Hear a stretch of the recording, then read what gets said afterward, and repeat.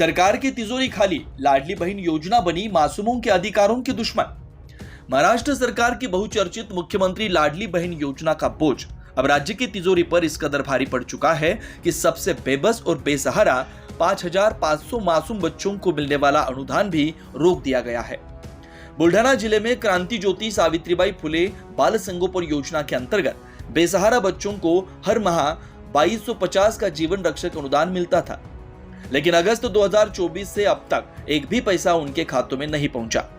In बच्चों में वे शामिल हैं जिनके माता पिता नहीं है या फिर गंभीर बीमारियों से जूझ रहे हैं। ऐसे में सरकार की चुप्पी और फंड न मिलने की स्थिति ने इन मासूमों के भविष्य पर संकट की तलवार लटका दी है।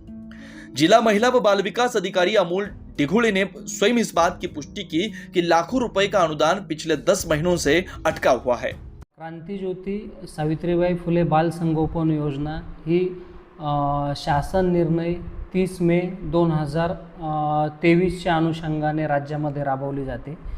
या योजनेमध्ये लाभार्थ्याचा क्रायटेरिया साधारणतः म्हणजे एकल पालक असलेली बालके, दुर्धर आजाराने ग्रस्त असलेली बालके, ज्या बालकांचे आई वडील दोघंही दुर्धर आजाराने ग्रस्त असतील अशा बालकांना माननीय बाल कल्याण समिती यांच्यापुढे हजर करून त्यांच्या शिफारशीनुसार या योजनेसाठी पात्र ठरवल्या जाते आणि त्या अनुषंगाने त्यांना मासिक 2250 रुपये याप्रमाणे ज्या कालावधीसाठी ते पात्र ठरलेले आहेत अशा कालावधीसाठी लाभ वितरित केला जातो।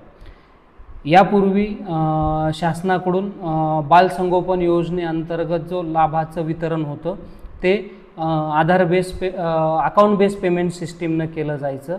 तथापि मागील वर्षापासून शासनाने आधार बेस पेमेंट सिस्टीम प्रक्रिया सुरू केलेली असून त्या अंतर्गत सर्व लाभार्थ्यांचं आधार सीडिंग करून घेण्यात आलेलं असून साधारणतः बुलढाणा जिल्ह्यामध्ये 5,600 लाभार्थी जे 2024-25 या कालावधीमध्ये लाभासाठी पात्र होते, तर त्यांचं ऑगस्ट 2024 पर्यंत लाभ वितरित झालेला असून पुढील कालावधीतील लाभा वितरणबाबतची माहिती साधारणतः मार्च 2025 पर्यंत जी अमाऊंट आहे किंवा डिटेल्स आहे ती शासनास कळवण्यात आलेली असून लाभ वितरणबाबतची कार्यवाही शासन स्तरावरून सुरू आहे।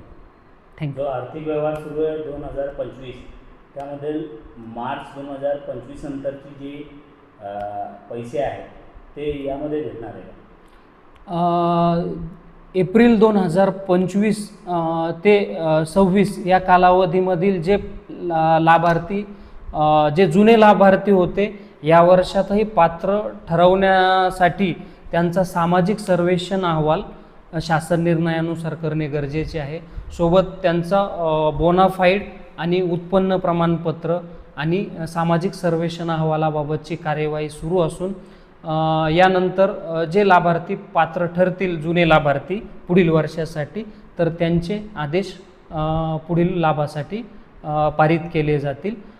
तसेच जे नवीन लाभार्थ्यांचे अर्ज कार्यालयास प्राप्त होत आहेत तर त्यांनाही माननीय बाल कल्याण समितीपुढे हजर करून लाभ वितरित करण्यासाठी तसेच आदेश निर्गमित करण्याची कार्यवाही कार्यालयामार्फत सुरू आहे।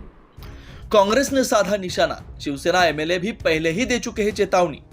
महाराष्ट्र कांग्रेस अध्यक्ष हर्षवर्धन सकपाल ने इस मुद्दे को लेकर सरकार को कटघरे में खड़ा करते हुए कहा, सरकार वोटों के लिए लाडली बहनों को तो रुपए बांट रही है, लेकिन जिन बच्चों को जीवन की सबसे ज्यादा जरूरत है उन्हें तिल तिल कर मरने को मजबूर किया जा रहा है। या योजनेच्या अनुषंगाने सांभाळण्याची सरकारने जबाबदारी यापूर्वी स्वीकारलेली आहे।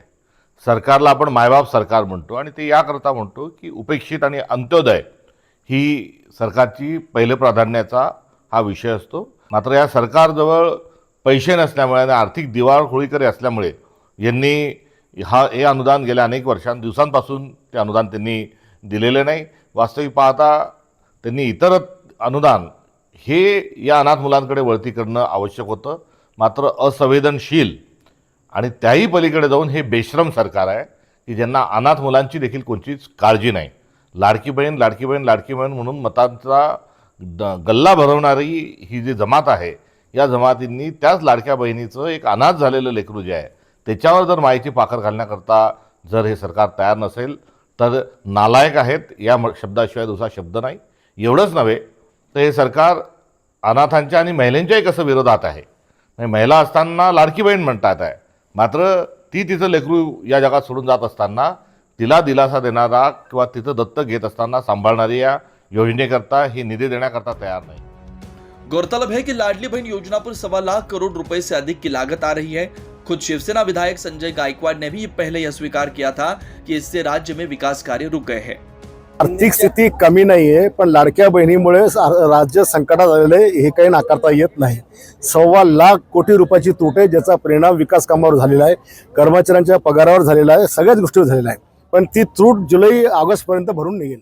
सवाल यह है कि क्या यह न्याय है? क्या राज्य की आर्थिक प्राथमिकताएं इतनी खोखली हो गई है कि अनाथ और बीमार माता पिता के बच्चों तक को नजरअंदाज किया जा रहा है? बुल्ढाना से न्यूज फर्स्ट के लिए वसीम शेख अनवर की रिपोर्ट.